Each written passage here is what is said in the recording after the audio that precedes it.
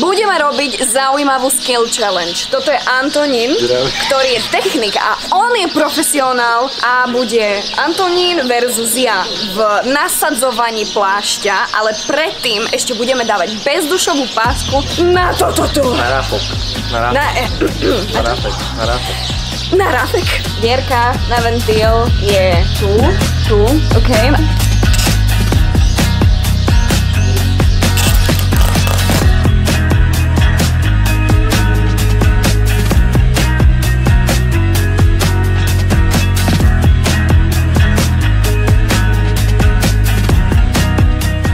Jo, půjde si nějak, tak se to dá aj tak.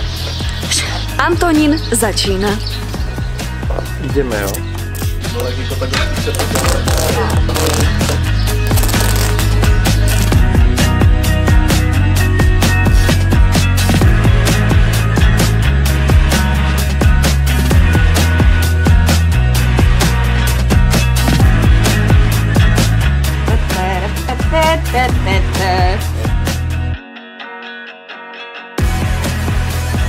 A few moments later.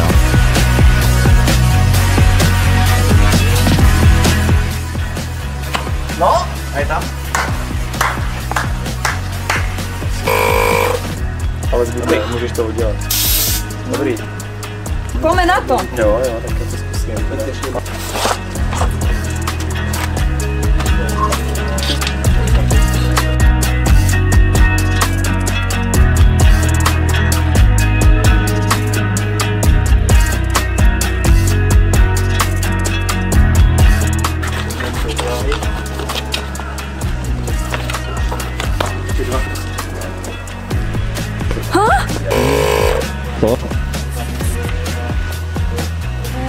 Díky, že si ma niečo naučil.